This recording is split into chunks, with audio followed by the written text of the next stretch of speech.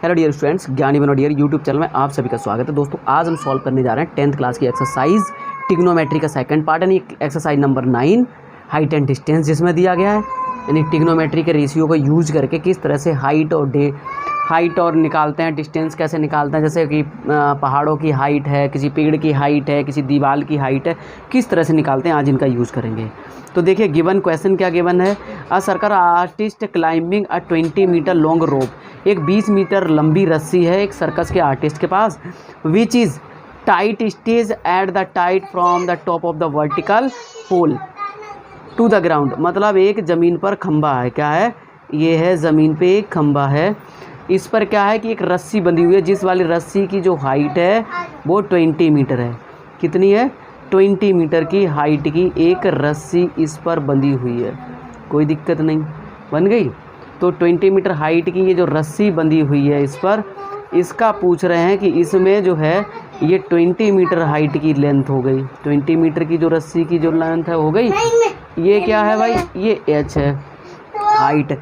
तो यही कह रहा है कि find the height of the pole if the angle made by the rope of the ground. मतलब ये ग्राउंड है, ग्राउंड से रस्सी का जो एंगल बन रहा है वो 30 डिग्री का बन रहा है। ये एंगल कितने का बन रहा है भाई? ये एंगल 30 डिग्री का जो एंगल बन रहा है। पोल की हाइट पता करनी है। अब इसमें अगर ट्रिग्नोमेट्रिक रेशियो की बात करें, जो आपने पढ़ा होगा sine theta, cos theta, tan theta, sec theta, सब लोग सब्जी लेने थोड़ी देर में आएंगे। तो उसमें क्या है कि आपने पढ़ा होगा परपेंडिकुलर अपॉन हाइपोटेनियस किस में होता है? साइन थीटा में होता है। किस में होता है? साइन थीटा में। तो मान लेते हैं यहाँ से निकालते हैं height of the pole, sine 30 निकालेंगे। क्या निकालेंगे? साइन 30। साइन 30 इक्वल क्या हो जाएगा? परपेंडिकुलर अपॉन में हाइपोटेनियस होती है। क्या होती है? परपेंडिकुलर अपॉन में हाइपोटेनियस। तो परपेंडिकुलर की वैल्यू यहाँ पे देखो क्या है। परपेंडिकुलर को हम लोगों ने यहाँ पर माना h और हाइपोटेनियस है वो 20 है। ठीक है, इन दोनों के वैल्यू लगा दो। साइन 30 की जो वैल्यू होती है वो क्या होती है भाई? 1/2 होती है। और h की जगह पे तो h ही रहने दो, 20 अपनी जगह ऐसा ही रहेगा। क्रॉस मल्टीप्लाई करोगे इसका, क्रॉस मल्टीप्लाई इसका इसके साथ हो जाएगा मल्टीप्लाई, और 1 का 20 के साथ हो जाएगा। तो h का 2 के साथ करेंगे तो भाई क्या हो जाएगा? 2h हो जाएगा।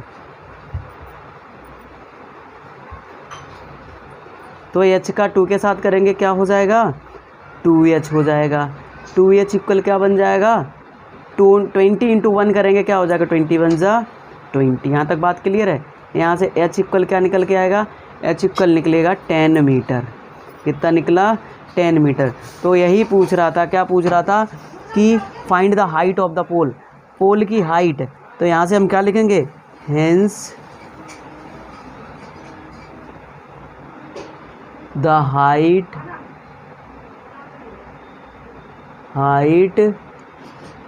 ऑफ द पोल इक्वल कितना निकला? 10 मीटर। समझ में आया होगा। पहला क्वेश्चन सॉल्व हो गया। चलते हैं नेक्स्ट क्वेश्चन पर। नेक्स्ट क्वेश्चन देखो, नेक्स्ट क्वेश्चन क्या दिया गया है। नेक्स्ट क्वेश्चन गिवन है a tree break due to the storm and the broken wind to so that the top of tree touch the ground making the angle 30 degree with it. मतलब सीधा सा है कि एक जो है वो पेड़ है, पेड़ में क्या हो गया? पेड़ जो है वो टूट गया। मान लो कि पहले मैंने ये पेड़ बना लिया, ये क्या है? पेड़ है। ये पेड़ में क्या दिक्कत आई है? ये पेड़ में दिक्कत ये आई है कि ये जो है टूट गया तूफान से।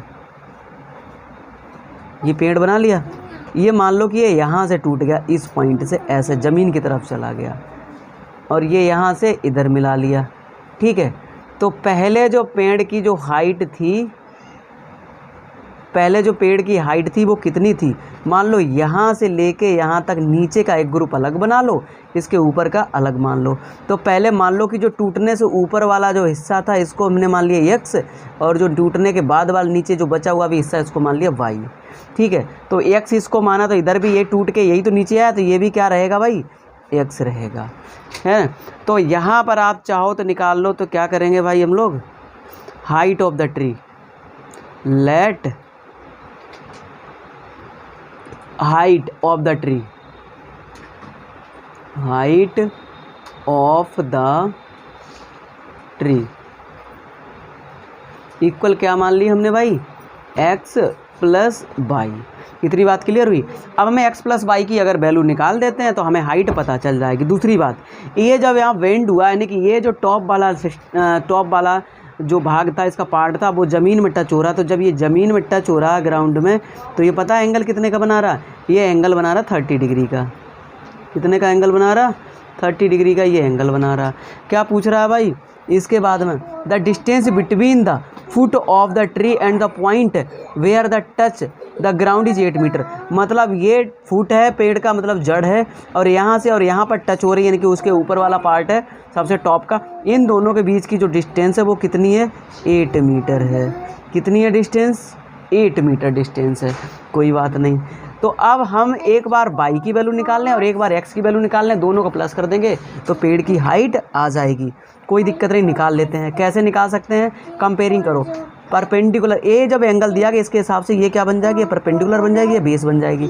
परपेंडिकुलर और बेस किस में आता है, ट्रिग्नोमेट्री कौन सी आइडेंटिटी ऐसी है जिसमें परपेंडिकुलर और बेस दोनों आते हैं, तो वो है tan वाली। tan और cot में आते हैं, तो यहाँ ले लेते हैं हम tan 30। क्या ले लेते हैं भाई, tan 30 ले लेते हैं। tan 30 इक्वल क्या हो जाएगा, परपेंडिकुलर अपॉन में बेस होता है tan थीटा। ठीक है, परपेंडिकुलर की वैल्यू यहाँ पे हमने क्या मान ली है, y मान ली है। अपॉन में बेस की वैल्यू क्या है, 8 मीटर है। ठीक है, दिस इम्प्लाई दैट करते हैं और इसके इक्वल में डायरेक्ट ये मान लो, बीच में तो हमने ये फार्मूला लिख दिया। कुल मिला के बात यह है कि tan 30 की वैल्यू होती कितनी है, tan 30 की वैल्यू होती है 1/√3 होती है। कितनी होती है, 1/√3। इक्वल में क्या बन जाएगा, ये y/8 बन जाएगा। ठीक है, क्रॉस मल्टीप्लाई जब इसका करोगे आप y का √3 के साथ मल्टीप्लाई होगा, तो ये क्या बन जाएगा भाई, ये आपका बन जाएगा √3y। क्या बन जाएगा, √3y। ये खिला दिया इसने। उधर बैठ जाना, मेरे ही घुस के बैठी है, बैठ जाना।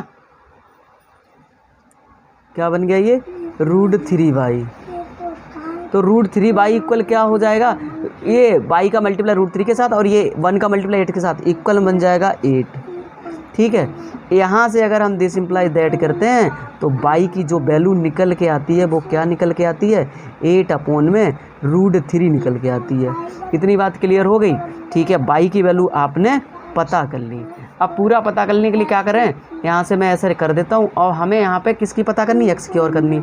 x में देखो हमें बेस दिया गया और हाइपोटेनियस दिया गया, तो ट्रिग्नोमेट्री की वो आइडेंटिटी याद करो जिसमें बेस और हाइट यूज करा जाता, बेस और हाइपोटेनियस यूज करा जाता। तो बेस और हाइपोटेनियस जो यूज किया जाता है वो कॉस में यूज करा जाता है। तो हम यहाँ पे क्या लिखेंगे, कॉस में 30 यूज कर लेंगे। क्या यूज कर लेंगे, कॉस 30। हाँ चाचा पढ़ाएंगे, जाओ उधर।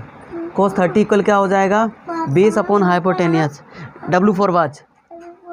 cos 30 की वैल्यू क्या हो जाएगी, बेस क्या है यहाँ पर 8 है, अपॉन में बेस अपॉन हाइपोटेनियस 8 अपॉन में क्या हो जाएगा, x हो जाएगा।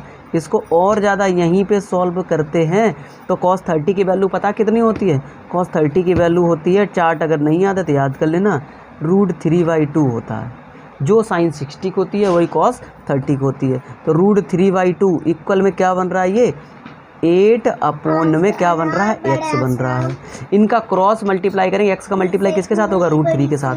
यहाँ से कर देते हैं इसके नीचे, तो ये क्या बन जाएगा, √3x इक्वल में क्या बन रहा है भाई, ये बन रहा है 8 दूना 16।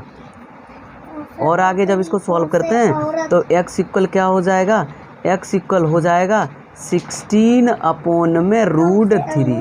यहाँ तक बात क्लियर हुई। अब हमने x की वैल्यू भी फाइंड कर ली और किसकी फाइंड कर ली, y की भी फाइंड कर ली। ये है हमारे x की वैल्यू और ये रखी है हमारी कहाँ पे, y की वैल्यू रखी है, ये रखी है y की value. Height of the tree देखो क्या माना था, x प्लस y माना था। इसका मतलब हाइट ऑफ द ट्री कितना निकल के आएगा, x प्लस y करो, x की वैल्यू कितनी है, 8 अपॉन में √3 है। कितनी है, 8 अपॉन में √3 है। और प्लस y की वैल्यू कितनी है भाई, y की वैल्यू बन रही है 16 अपॉन में √3 है। इतनी बात क्लियर हुई। ठीक है भाई, जब डिनोमिनेटर दोनों सेम होते हैं तो न्यूमिनेटर को क्या करते हैं, डायरेक्ट जोड़ लेते हैं। 16 में 8 प्लस करेंगे कितना हो जाएगा, 24 हो जाएगा। कितना हो जाएगा, 24। और 24 में अपॉन √3 मिलके क्या बन जाएगा, सॉरी प्लस है, ये क्या है प्लस का साइन है तो मल्टीप्लाई नहीं हो रहा है। एलसीएम √3 नहीं है, 3 ही रहेगा, √3 ही रहेगा। एलसीएम कितना रहेगा? √3 ही रहेगा। ये दोनों प्लस हो गए। ठीक है, अब करते हैं हम इसका रेशनलाइजेशन ऑफ डिनोमिनेटर।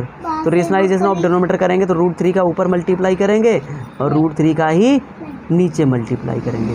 तो नीचे ऊपर ये क्या बन जाएगा? ऊपर बन जाएगा 24 √3। हाँ, और √3 मिलकर क्या बन गया? 3 बन गया। 3 से ये कट करते हैं, 3 बन जा 3 और 3 8 जा 24। तो कुल मिला के जो हाइट ऑफ द ट्री निकला वो क्या निकला? 8√3 निकला। ये थे ट्रिग्नोमेट्री के 9 एक्सरसाइज का पहला और दूसरा क्वेश्चन। उम्मीद है आप लोगों को समझ में आ गए होंगे। आगे हम बात करते हैं अगले क्वेश्चन की अगले वीडियो में।